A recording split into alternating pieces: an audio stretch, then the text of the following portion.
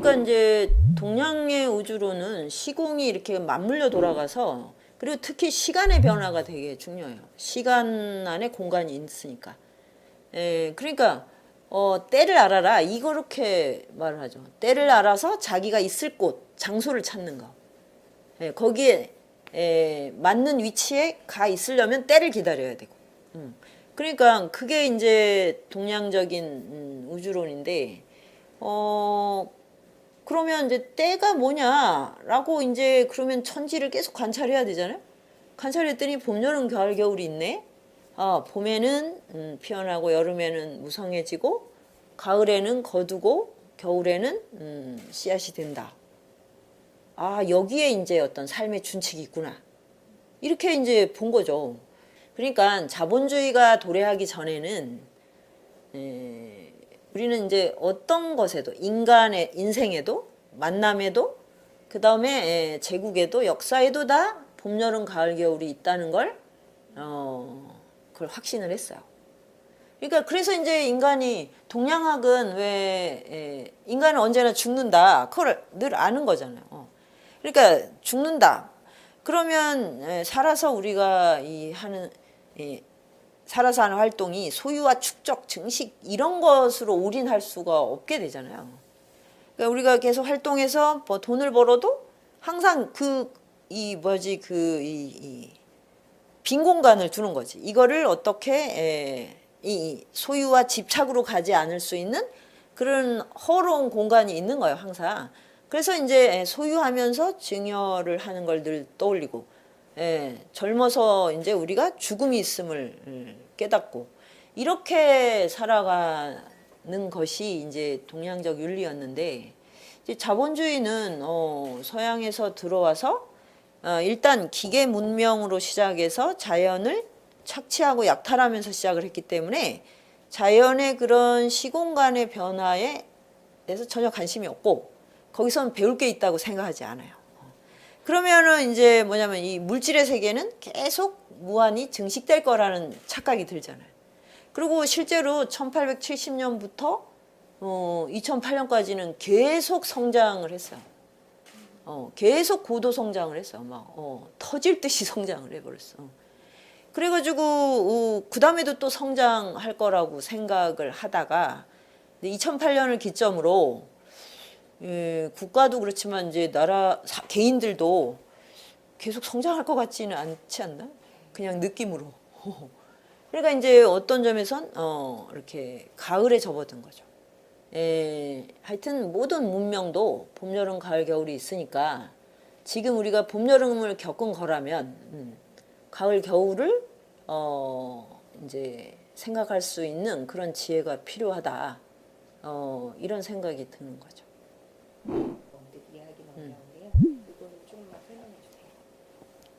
그러니까 계속 성장할 거라고 생각을 하는데 이렇게 달려가다가 이제 성장이 떨어졌을 때 그럴 때 이제 이 가속이 있으니까 지금까지 하던 방식 성장과 발전을 중심으로 놓고 기준을 여러 가지 세웠던 걸로 계속 가면 그러면 진짜로 이제 벼랑 끝에서 우리가 브레이크를 밟게 되잖아요.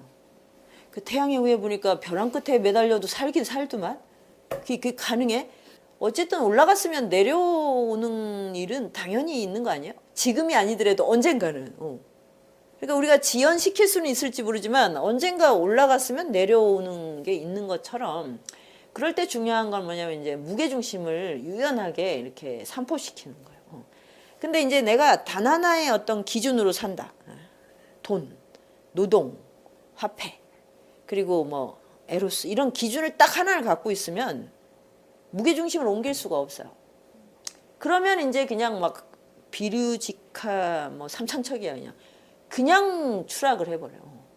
나를 지탱할 수 있는 새로운 어떤 베이스가 없는 거지. 정신적 베이스. 그래서 우리가 삶이라는 걸 좀 이제 넓고 깊게 이렇게 다양한 무게중심 그런 걸 가지고 있으면 이렇게 고양이가 정말 이제 높은 곳에 떨어져도 안 다치는 게 이렇게 떨어지면서 무게중심을 쫙쫙쫙 옮긴다 그러더라고요. 그러면 이제 우리한테도 그런 식의 그 기술, 문학의 기술, 그런 게 필요하지 않을까. 그러면 이제 리듬을 이렇게 탈 수 있잖아요. 다시 올라갈 땐 또 올라가고, 봄이 오면 또 올라가는 거고, 가을이 오면 다시 수렴하고.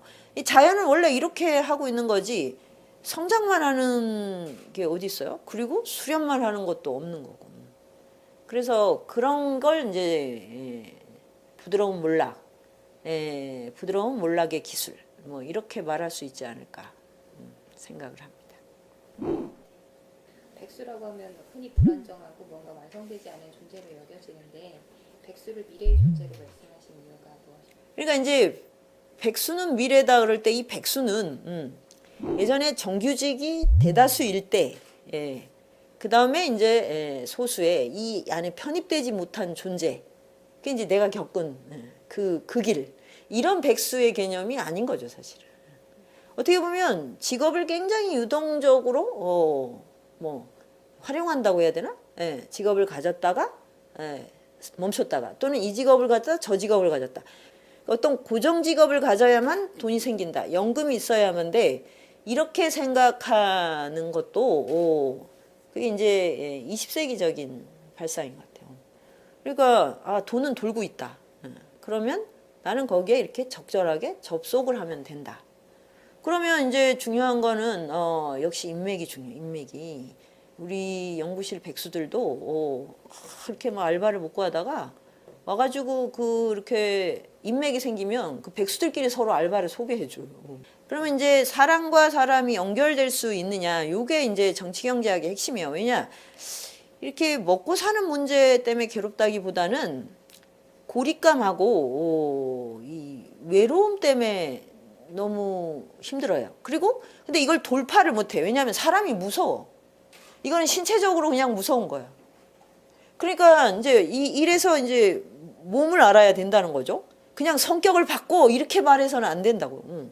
그러면 사람에 대한 두려움을 벗어나면 고립감과 이 아주 사무치는 고독감 이런 거에서 벗어나고 그렇게 연결만 되면 여기 경제는 일로 흘러가게 돼 있어요.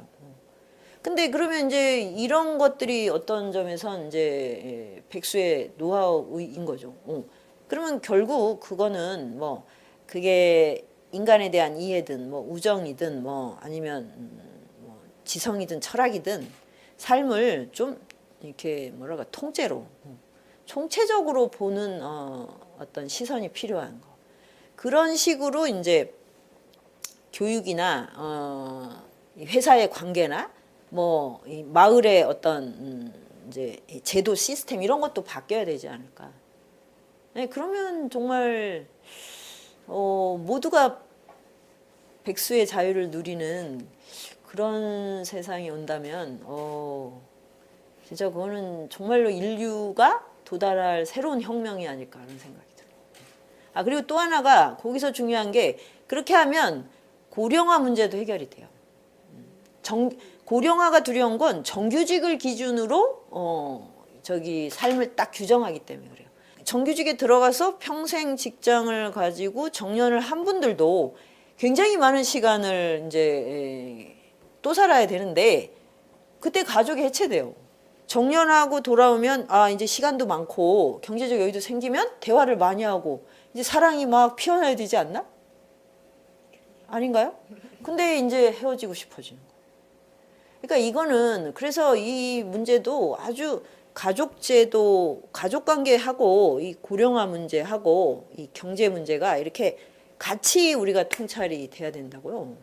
그러면 결국 이제 우리가 마을 그런 이제 가족을 넘어선 네트워크 이게 가족을 살리는 방법이에요, 사실은. 이런 게 나는 이제 가끔 내일 내가 이제 정년하는 날이야. 그 회사에 가서 이제 정년 퇴임식을 하고 그날은 이제 가족들하고 막 이제 뭐 그동안의 노고와 뭐 이제 못한 얘기를 막 하고 그 다음 날 바로 마을에 있는 그 동네에 있는 도서관이나 아니면 평생학습센터나 어디에 바로 내가 가서 공부를 하는 학생이 되거나 아니면 거기 가서 내가 뭔가를 뭐 청년들에게 가르치는 이런 일이 딱 주어질 수 있다면 그래서 그게 일상화된다면 그러면 그 정년이 그렇게 두려울까요? 그래서 가서 이제 회사 사람들하고 좀 다른 사람들을 바로 만나는 거야. 그리고 이제 막 업무에 대한 스트레스도 없어. 상관들 막 뭐 이상한 상관들 뒷담 안 해도 되고 또 부하 직원들하고의 막 이런 기싸움 안 해도 되고 그런데 가서 진짜 다시 학생이 돼서 책을 보고 또 토론하고 뭐 거기서 같이 밥을 먹고 이런 관계가 딱 형성이 되면 그만두는 게 그렇게 두려울까요? 근데 하여튼 이거는 이제 내가 공부하는 사람이니까 이렇게 이제 설정을 하는 거고 그게 아니라도 다른 식의 이 일이나 활동도 그런 식으로 마을 안에 이게 흘러가는 게 딱 있다. 그렇게 하면 그러면 이제 그 노동에 대한 태도도 굉장히 유연해진다는 거죠. 내일부터 당장 만날 사람이 없어. 그 다음에 가족들은 날 피해. 그리고 할 일이 없어. 이건 뭐야? 내가 누구와 관계를 맺을 수가 없다는 거예요.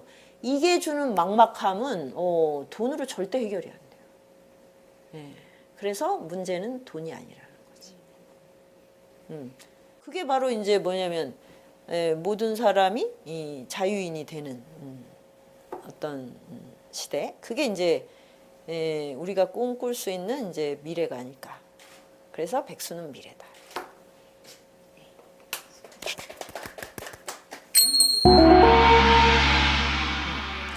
태양의 후예를 보려고 본 게 아니라 그때마다 내가 지쳐서 TV를 틀면 태양의 후예가 나왔다는. 그래서 너무 몸을 쉽게 생각하는 게 고전 평론가로서 참 안타까웠어요.